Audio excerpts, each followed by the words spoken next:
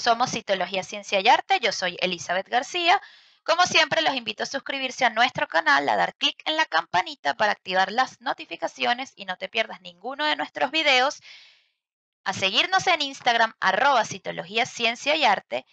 Y el día de hoy vamos a responder sus dudas. Dudas que nos escriben por Instagram, dudas que nos dejan en los videos de YouTube, dudas que tenemos muchos cuando recibimos el resultado de una muestra de laboratorio. En este caso nos vamos a enfocar en las muestras de citología ginecológica, es decir, en las muestras de Papa Nicolau o los PAP, como los conocen muchos. Son las dudas que vamos a responder el día de hoy. Comencemos.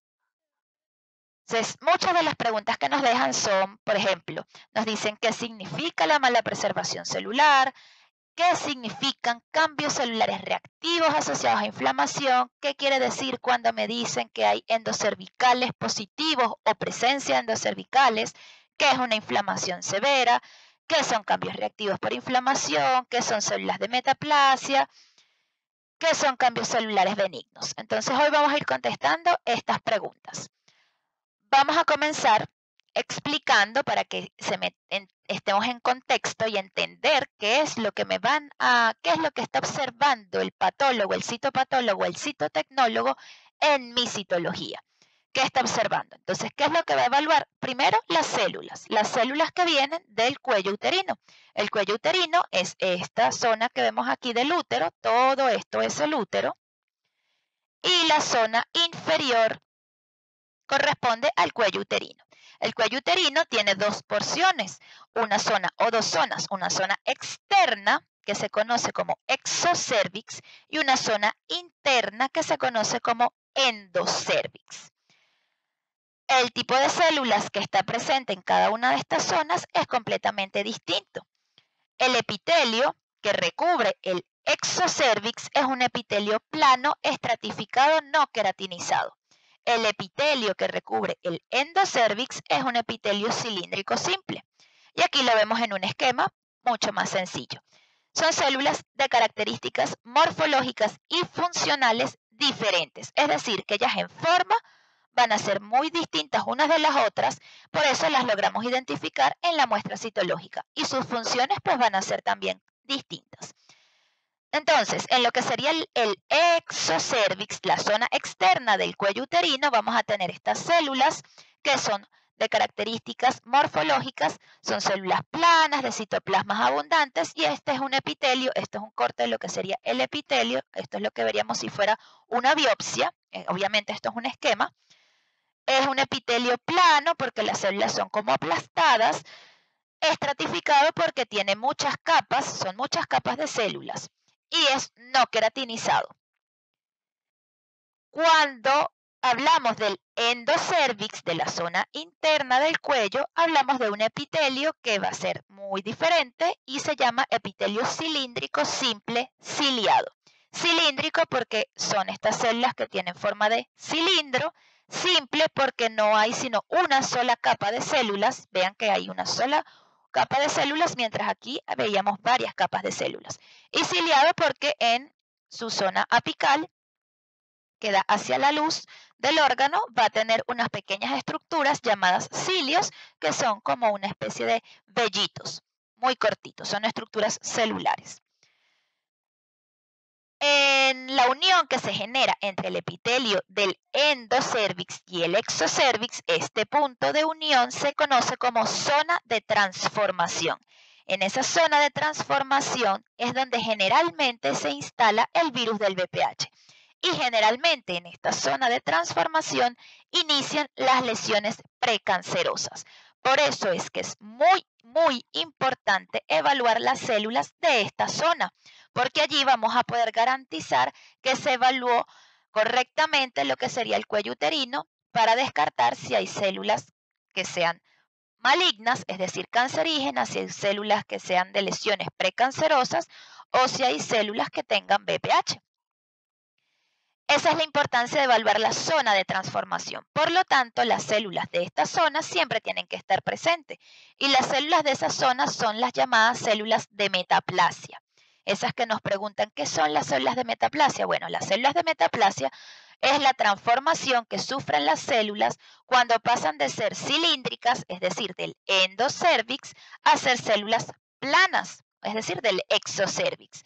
Esta unión entre los dos tipos de células, las células necesitan transformarse de un tipo celular a otro y allí se van a formar las llamadas células de metaplasia, que son células de resistencia, porque las células cilíndricas son células muy frágiles, mientras que las células planas son células muy resistentes. Recuerden que la vagina, porque el epitelio plano también forma parte del epitelio de la vagina, es el mismo tipo de células que vamos a tener en el exocérvix y en la vagina se tiene el mismo tipo de células. Entonces recordemos que la vagina está sometida a constantes cambios por el que hay el paso del flujo, el paso de la menstruación y las relaciones sexuales. Entonces, la vagina sufre esos cambios durante toda su vida. Entonces, por eso tiene que tener células que sean muy, muy, muy resistentes. En la zona interna del cuello uterino, pues hasta allí no van a llegar, durante las relaciones sexuales, el pene no va a llegar a esta zona, el pene llega hasta aquí, hasta la entrada del cuello del útero. Por lo tanto, ya en la zona interna, lo que sería en el endocérvix, en la zona interna del cuello del útero, ya no se necesitan células que sean tan resistentes. Y por eso es que el epitelio es diferente y cambia. Además que las funciones ya van a ser otras. Entonces, para entender, cuando tenemos un extendido, vamos a tener estos tres posibles tipos celulares que yo voy a tener en mi muestra y es completamente normal que estén presentes. Es decir, que el hallazgo de cualquiera de estas tres células es completamente normal. ¿Qué es lo que hace la citología? Evaluar las características de estas células para determinar si son células normales, si son células atípicas. Cuando hablamos de células atípicas, ya son células que están en una lesión precancerosa o son francamente células tumorales. Todas las que tenemos aquí son células normales. En primer lugar, tenemos las células endocervicales que corresponden a la zona interna del cuello uterino, al endocérvix. Son células que ya vimos en el esquema, son células cilíndricas. A nivel citológico las vamos a ver de esta manera, que las identificamos con ciertas características citomorfológicas en las que destaca un citoplasma vacuolado, una morfología cilíndrica, la posición del núcleo, que se habla de un núcleo basal. Luego tenemos las células de metaplasia, que son esas que se generan en la zona de transformación. ¿Se acuerdan cuando vimos el esquema? Estas que se generan en este punto, allí están las células de metaplasia y yo espero en el extendido generalmente consigo las células de metaplasia.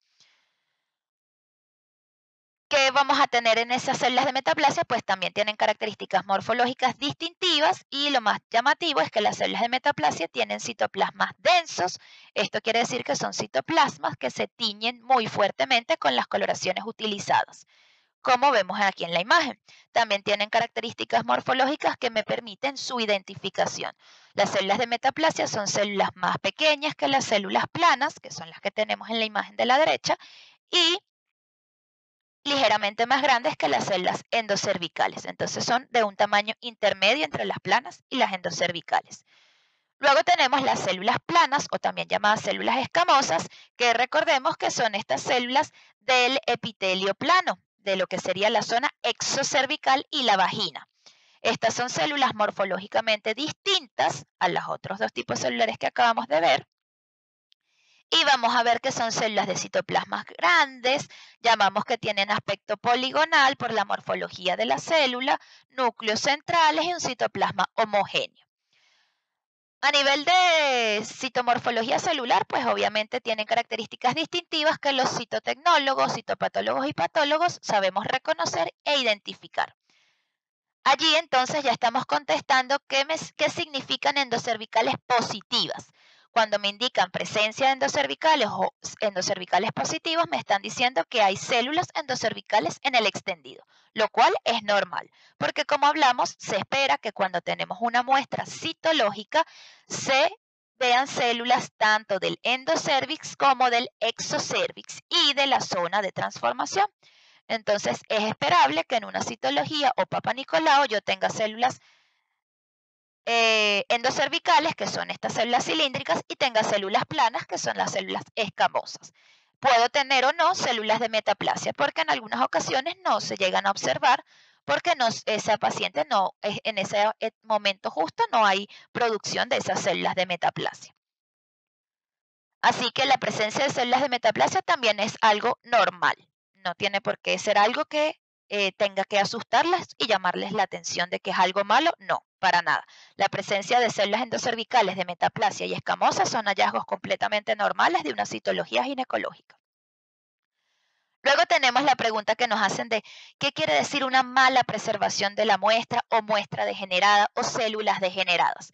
Esto que tenemos en la imagen. Cuando yo hago una evaluación, cuando el citotecnólogo, el citopatólogo, el patólogo ve una citología al microscopio, tiene que ver las células como las vimos en la imagen anterior, bien preservadas, es decir, que yo vea su citoplasma y su núcleo, una célula íntegra como un ser humano, cuando vemos un ser humano que esté con todas sus estructuras completas, ¿verdad? No que esté sangrando, si yo veo que está sangrando, que le falta una parte, porque tiene una lesión y está sangrando en ese momento, pues obviamente eso no es un ser humano que está en condiciones ideales o sea, que está enfermo, ¿verdad? Que está mal. Lo mismo pasa con las células. Si yo no tengo la célula completamente íntegra, que tenga su citoplasma y su núcleo como debería estar, sino que pasa lo que tengo en la imagen, que tengo núcleos desnudos, que son estas estructuras redondeadas que vemos sueltas en el extendido, o que vemos fragmentos de citoplasma, que son estas estructuras azules más pálidas, que vemos también como fragmentos en el extendido. Eso me habla de células degeneradas. Ahí no es una célula que esté completa, sino hay partes de esa célula en el extendido. Y no se puede hacer un diagnóstico en partes de células. Yo necesito toda la célula completa y bien preservada, que esté bien, que esté íntegra, que esté completa para poder evaluarla y hacer un diagnóstico. Por eso una muestra que está degenerada o una muestra que está mal preservada es una muestra que se las van a indicar como insatisfactoria. ¿Por qué? Porque no se pudo hacer la evaluación citológica correspondiente y por lo tanto no se puede hacer un diagnóstico. ¿Y qué es lo que va a ocurrir? Que tiene que tomarse una nueva muestra donde las células sí puedan estar preservadas. ¿Por qué ocurre que las células están degeneradas o hay una mala preservación? Bueno, eso tiene que ver con lo que es la fijación de la muestra. Cuando el médico toma la muestra, le coloca un spray, un fijador que es en spray. No sé si cuando estén tomando, les han tomado la citología se han dado cuenta de eso, que es como una especie de laca, pero obviamente para fijar las células. Y si esa fijación no ocurre en el tiempo indicado, las células se comienzan a degenerar, porque las células una vez que salen del cuerpo, ellas comienzan a morir. No están en sus condiciones, no están en su ambiente ideal para estar vivas. Entonces, una vez que ellas se extraen del cuerpo, comienzan a degenerarse, a morirse. Y degenerarse, los cambios degenerativos me indica que es una célula que está muerta. Para yo poder evaluarla citológicamente, la tengo que fijar. La fijación es decir, yo tengo que detener esa célula en su proceso de morirse y como quien dice, congelarla en esa fase. Congelarla así viva para mantenerla. No es que se congele, sino lo que les quiero es que lo entiendan. O sea, como que se mantiene la célula en su estructura cuando está viva. Porque ya una vez que se fija, de igual manera va a estar muerta, pero va a mantener su estructura como cuando está dentro de nuestro organismo. Eso es lo que busca el proceso de fijación. Si el proceso de fijación no se hace de forma adecuada, las células comienzan a destruirse, a morirse, y lo que vamos a ver en el extendido son las consecuencias de esta destrucción celular, que no me va a permitir hacer una evaluación citológica correcta. Entonces, cuando me hablan de mala preservación de la muestra, lo que tengo son células que están destruidas, restos celulares, y lamentablemente no se puede hacer un diagnóstico en esto. Puede pasar que algunas zonas del extendido tengan células degeneradas, pero hayan otras zonas de la muestra donde sí se conservan las células íntegras y se puede hacer la evaluación.